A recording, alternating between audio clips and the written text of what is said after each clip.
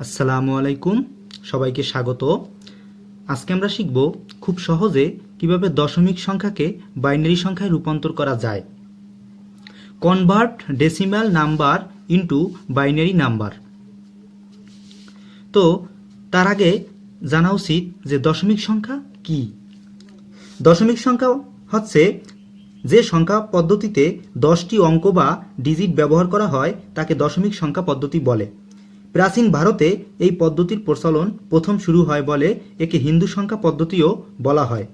যেমন 0, 1, 2, 3, 4, 5, 6, 7, 8, 9 ইত্যাদি দশমিক সংখ্যা। এখানে মোট 10টি ডিজিট থাকার জন্য এর ভিত্তি হচ্ছে 10, অর্থাৎ দশমিক সংখ্যার ভিত্তি হচ্ছে 10। 2, 3 একটি দশমিক সংখ্যা, এর ভিত্তি হচ্ছে 10। অন্যদিকে বাইনারি সংখ্যা কি? বাইনারি সংখ্যা হচ্ছে যে সংখ্যা পদ্ধতিতে দুটি অঙ্ক বা ডিজিট ব্যবহার করা হয় তাকে বাইনারি সংখ্যা পদ্ধতি বলে। যেমন 0, 1 বাইনারি সংখ্যা। এখানে দুটি ডিজিট থাকার জন্য এর ভিত্তি হচ্ছে 2। 0, 1 একটি বাইনারি সংখ্যা, এর ভিত্তি হচ্ছে 2। তো এখন আমরা দেখব কিভাবে খুব সহজে দশমিক সংখ্যাকে বাইনারি সংখ্যায় রূপান্তর করা যায়। 25 একটি দশমিক সংখ্যা।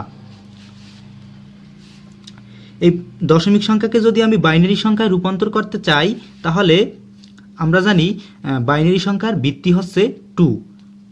তো এই 2 দিয়ে দশমিক সংখ্যাকে পর্যায়ক্রমে ভাগ দিতে হবে যতক্ষণ না পর্যন্ত 0 হয়। তো 2 দিয়ে যদি 25-এর ভাগ দেই তাহলে 12 দ্বিগুণে 24, হাতে থাকে 1।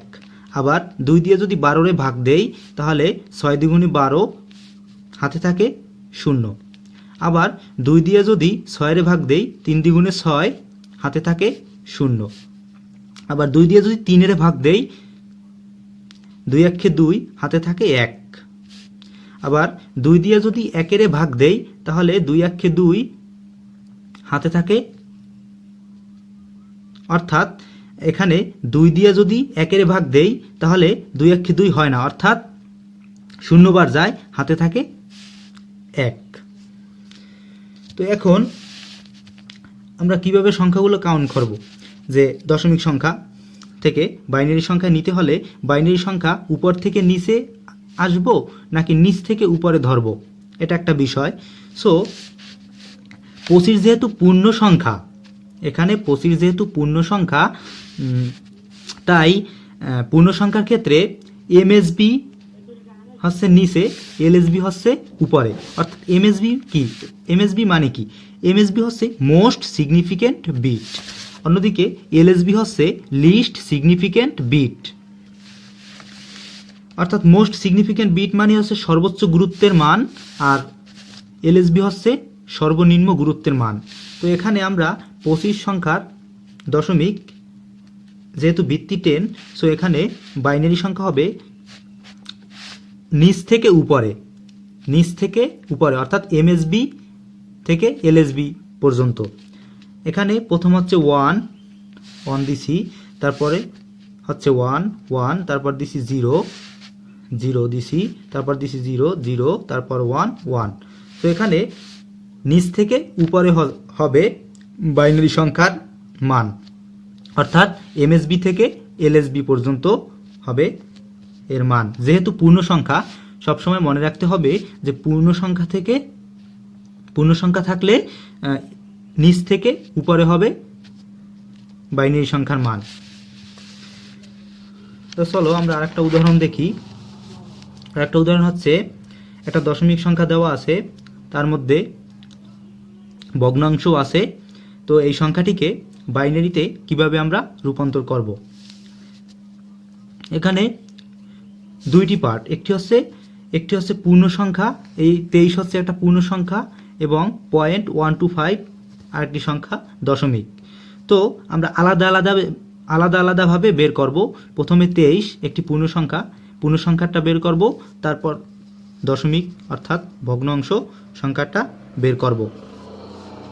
তো পূর্ণ সংখ্যার ক্ষেত্রে আমার যেহেতু 23 আছে, তো 23 2 দিয়ে ভাগ দিলে হয় 11 হাতে 1, আবার 2 দিয়ে ভাগ দিলে হয় 11 রে 5 হাতে 1, 5 এর 2 দিয়ে ভাগ দিলে হয় 2 হাতে 1, 2 এর 2 দিয়ে ভাগ দিলে হয় 1 হাতে 0, 1 এর 2 দিয়ে ভাগ দিলে হয় 0, অর্থাৎ ভাগ যায় না, 0 বার হাতে থাকে 1। তো এখানে পূর্ণ সংখ্যা যেহেতু, তো আগেই বলছিলাম যে পূর্ণ সংখ্যার ক্ষেত্রে এমএসবি থাকে নিচে, এলএসবি থাকে উপরে। তো এখানে যেহেতু এমএসবি নিচে, তো দশমিক সংখ্যা হবে 1 0 1 1 1। অতএব দশমিক সংখ্যা থেকে বাইনারিতে প্রকাশ করলে হবে 1, এই যে 1 0, এই 1 এই 1 এই 1। তো এখন আমরা পূর্ণ সংখ্যাটা বের করছি, এখন ভগ্নাংশেরটা বের করব। তো ভগ্নাংশের ক্ষেত্রে নিয়ম হচ্ছে যে যেই ভগ্নাংশ থাকবে ওটার সাথে 2 দিয়ে প্রথমে গুণ করতে হবে। 2 দিয়ে গুণ করলে এখানে হয় 0.250। এটাকে যদি 2 দিয়ে গুণ করি তাহলে হয় 0.250।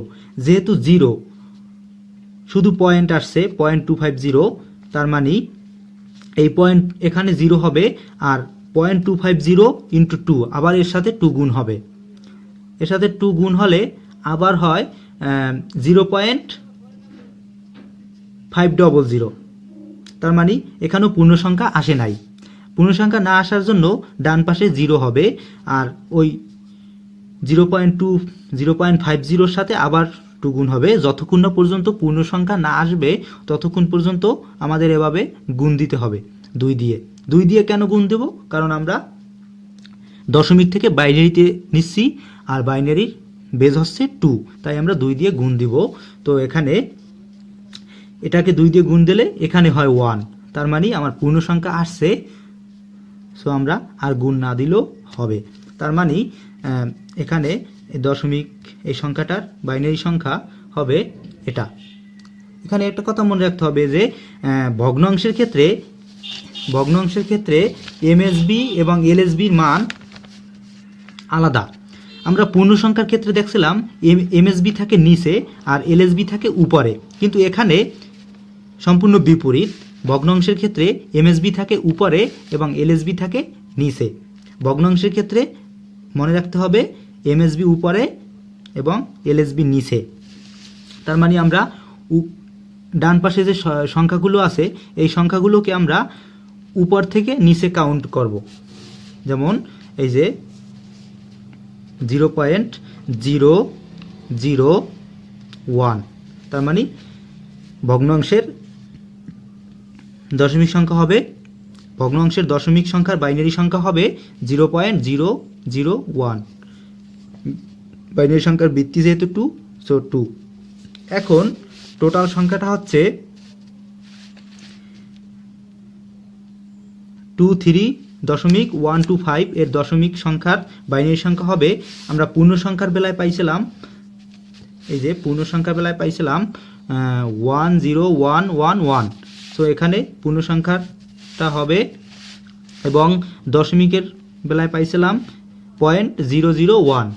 তো দশমিক দিয়ে তারপর 0.0012 হবে, অর্থাৎ পূর্ণ সংখ্যাটা আগে হবে। যেহেতু আগে পূর্ণ সংখ্যা আসলে এই যে এখানে পূর্ণ সংখ্যা ছিল, তো 23-এর বাইনারি সংখ্যা হবে এখানে 23-এর বাইনারি সংখ্যা হবে, পরে দশমিক দিয়ে আবার পয়েন্ট এই যে 125, এটার হবে 0.001 বাইনারি সংখ্যা।